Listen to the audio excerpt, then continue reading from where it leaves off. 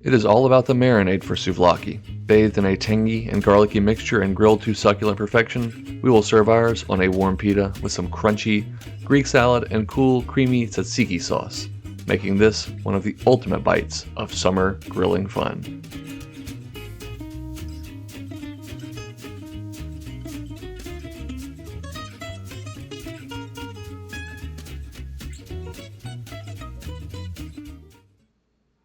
First things first, we will begin with our marinade for the chicken souvlaki, and for that we will go ahead and juice 1 lemon. If yours is not particularly juicy, you can go ahead and go in with 1.5 to 2.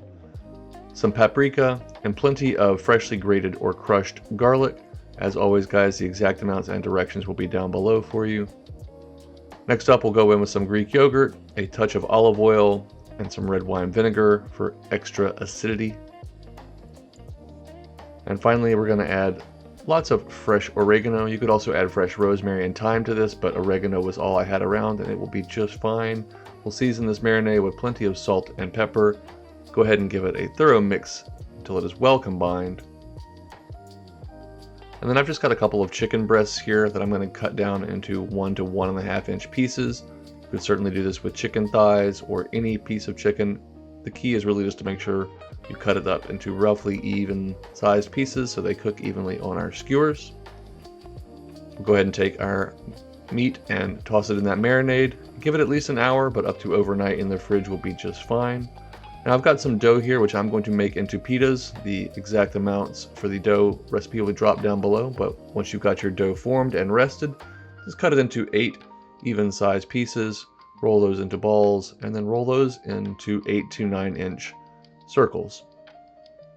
Again, not looking for perfection here. We're not going to market these or try and sell them. We just want to eat them. And for that, the shape is not nearly as important as some consistency in the thickness. So we want to get ours down into a nice, thin, even thickness. Put some olive oil into a cast iron skillet over medium heat. And then just let these go for about 1.5 minutes to 2 minutes on that first side. Once you see some beautiful bubbles puffing up, go ahead and give them a flip. You can pop that bubble if you'd like to, or just let it naturally collapse all on its own.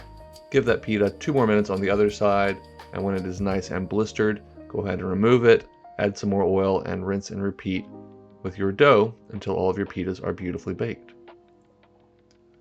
Finally, we'll make our tzatziki sauce, or next up I should say. We'll grate half of an English cucumber down into some paper towels, and then squeeze all of the moisture, or at least much of the moisture as we can get out of that cucumber out, and then drop it from the paper towels down into a mixing bowl. Next up, we'll add in about a cup of Greek yogurt that I have strained any excess liquid out of. We do not want our tzatziki to be too watery or loose. We'll season it with fresh cracked pepper and salt. A little bit of dried dill. Fresh dill would be absolutely beautiful here, but I was using what I had on hand. And finally, several cloves of grated or crushed garlic. You really want to grate or crush it to get maximum allium garlic flavor down into the tzatziki here, but if you're using that pre-minced or pre-grated stuff, you could use that, just not as good in a pinch. For acidity, we'll add in some lemon juice, and then for richness and body, a little more olive oil.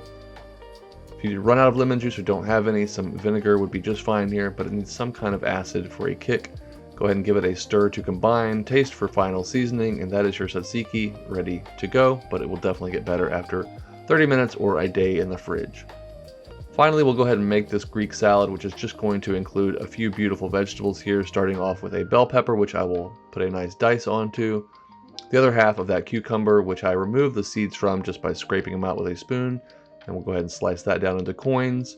Very thinly slice this red onion because no one wants to bite down on a giant thick piece of red onion in their salad, but some thin little slices are a nice touch.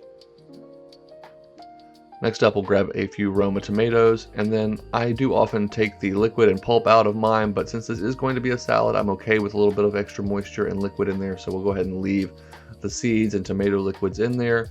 Add this to a bowl. Add in a couple spoonfuls of sliced Kalamata olives, a fresh sprinkling of dried oregano, plenty of fresh cracked pepper, and a little pinch of salt. Those olives are super salty, of course. And finally, we'll make our vinaigrette with some red wine vinegar. And I'm using a good quality olive oil here. Anything that you would taste on its own or sample or dip things into, that's really what you want to use. Avoid the cheap processed stuff if possible. You're going to get much more flavor.